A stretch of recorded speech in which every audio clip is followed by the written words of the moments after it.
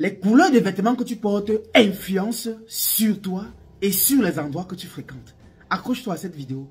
Dans cette vidéo, spirituellement parlant, je vais t'expliquer quoi est-ce que les couleurs de vêtements que tu portes sur toi, ce que ça t'apporte comme énergie et d'où devrais-tu porter telle couleur de vêtements ou telle couleur de vêtements. Par exemple, je commence.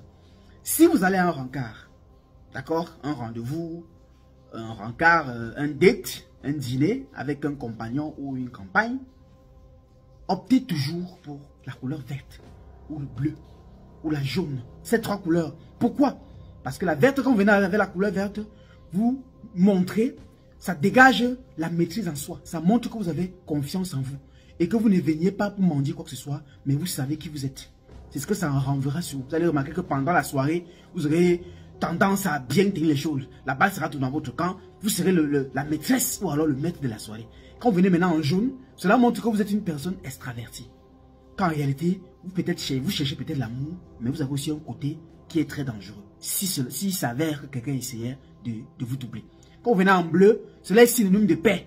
Vous montrez que vous êtes une personne qui craint les divinités. Et que votre couleur bleue aujourd'hui représente l'amour que vous portez envers la personne. Et aussi, vous avez une appartenance très forte, spirituellement parlant, avec peut-être Dieu Tout-Puissant, parce que c'est la couleur du ciel. Ça fait que pendant la soirée, vous avez tendance à voir que les choses vont arriver naturellement. Certaines circonstances vont arriver naturellement. Peut-être pendant la soirée, si la personne était triste, peut-être on peut l'appeler pour annoncer une bonne nouvelle. Les choses s'améliorent au fur et à mesure. D'accord?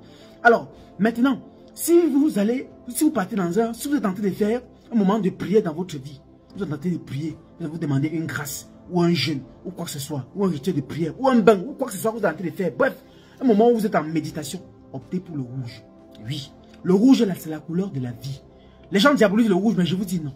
Le rouge est la couleur de la vie, et le rouge, en même temps, est la couleur qui symbolise les sacrifices de nos ancêtres, leur sang, leur sueur, versés pour nous, pour notre existence. En même temps, si Dieu a fait que notre sang soit rouge, c'était aussi pour nous rappeler à quel point ça a été difficile, à quel point ça a été quand même un peu compliqué pour lui et aussi fraternel de nous confectionner. Donc le rouge donc est la couleur de la liaison spirituelle avec toutes les divinités. Alors chaque moment que vous êtes en prière, même si c'est une jeûne de 7 jours, de 9 jours, de quoi que ce soit, optez toujours en rouge. Chaque fois que vous priez, mettez une petite touche de rouge chez vous. Peut-être un petit, je sais pas quoi, un petit pyjama rouge, un petit short rouge, un sous-vêtement rouge. Mais optez toujours pour une touche de rouge pendant le moment de prière. Cela vous connecte fortement à la divinité, à la divinité céleste et fortement aussi à vos ancêtres. Maintenant, lorsque vous allez dans un endroit public, ça veut dire les anniversaires, les mariages, même les deuils, portez du blanc. Je vous explique. On a tendance à mettre du noir pendant les deuils et tout, mais on se perd complètement. Le noir dans les deuils, c'est une culture occidentale. Ça ne nous appartient pas. Ce n'est pas pour le peuple bantou, africain que nous sommes. Pourquoi? Parce qu'à l'Occident, pour eux, vu qu'ils avaient déjà la peau blanche et qu'ils aspiraient que leur peau déjà rejetait la lumière, ils mettent donc le noir pendant le deuil.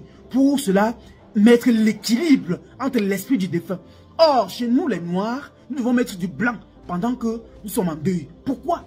Le blanc est synonyme de la pureté de la lumière. Cela montre que nous accompagnons l'âme du défunt. Nous apportons la lumière à la personne défunte. Et par le blanc également, nous projetons la traversée de la personne. Et nous l'exaltons auprès des divinités de la lumière. Or, quand nous partons en noir, nous absorbons plutôt toutes les négativités qui se trouvent dans cet endroit-là. Vous allez voir beaucoup de choses. C'est pas vous partez en deuil, vous rentrez tout le mois là. Votre semaine ne marche pas, votre activité chute, tout. Justement parce que vous êtes parti avec une couleur qui absorbe. Le noir absorbe, le blanc rejette. Et le blanc est signe de la pureté. Alors la plupart des temps, quand vous fréquentez les endroits publics, les anniversaires, les endroits où vous savez que vous partez vivre, un endroit où il y aura beaucoup de monde, partez en blanc. Quand vous partez en blanc, ça vous empêche d'être obombré, d'être gagné des choses négatives en sortant de là. Et cela aussi est synonyme de votre évolution spirituelle, parce que ça fait que vous n'avez pas un taux de vibration basse.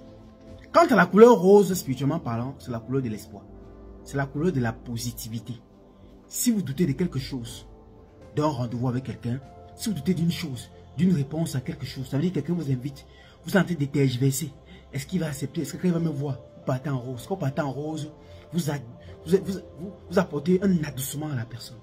C'est la couleur de l'espoir. C'est la couleur de la positivité. C'est la couleur du rêve. Vous voyez un peu? Le rose, c'est synonyme du rêve. C'est-à-dire, on rêve un monde optimiste. C'est pour ça que vous allez voir souvent tel langage, si tout n'est pas rose. Une façon de vous faire comprendre que si tout était rose, tout sera bien, tout sera beau. Alors quand vous mettez le rose pour aller à un rencard, à un dîner, à un date, à un rendez-vous, à un entretien d'embauche, vous venez en tant qu'un rêveur. Voyez un peu, vous venez vous montrer à la personne que vous êtes un rêveur, vous croyez en vos rêves. Et vous avez espoir que ce pourquoi vous êtes là, ça va réellement être une réussite. Alors pour terminer, maintenant on a la couleur orange, la fameuse couleur orange et la couleur violette. Là maintenant c'est pour des personnes de haute classe, de haute qualité et de haute spiritualité. D'accord? Je tiens à vous rappeler aussi que le violet ou l'orange, ça montre c'est pour des personnes qui n'ont plus carrément rien à prouver. Donc, lorsque les personnes qui ont spirituellement les bâtons entre leurs mains, ceux qui contrôlent tout. Alors, lorsque vous allez à un rendez-vous, une rencontre, que ce soit en orange ou en violet, vous montrez que vous êtes au-dessus de tout le monde. Vous montrez que c'est vous qui contrôlez. Vous montrez que personne ne peut vous piétiner. Ça s'appelle la couleur de la domination et la couleur de la haute classe spirituelle. D'accord? L'une des plus élevées. D'ailleurs, orange et violet. Donc, quand vous vous habillez en violet, c'est quand vous voulez montrer la domination. Ça veut dire quoi? Si vous êtes confronté peut-être à un tribunal ou à un truc de juge, ou je ne sais pas, un endroit où vous êtes confronté à une confrontation dans un commissariat avec un plaignant ou avec un, je ne sais pas qui, n'importe quelle situation de confrontation dans votre vie, partez en orange ou alors en violet. Cela montre votre force dominante. Cela montre votre domination sur la personne que vous partez. Et en même temps, ça vous apporte l'énergie de la domination. Ça fait en sorte que ni rien ni personne ne pourra réellement vous mettre à terre.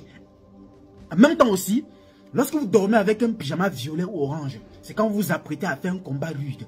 Parce que c'est vrai qu'on peut dormir en rouge aussi pour les combats rudes, mais le violet et l'orange montrent que vous avez la maîtrise de la chose. Vous connaissez votre ennemi, vous connaissez à quelle heure il vient. Vous mettez dans l'orange pour dominer sur lui pendant la nuit. Et ce combat, vous allez gagner. Donc, si cette vidéo, donc spirituellement parlant sur les couleurs t'a plu, merci de partager la connaissance. Car la vérité est, la connaissance de la vérité est ce qui nous a franchis. Mais ce n'est pas la vérité qui nous a franchis, mais la connaissance.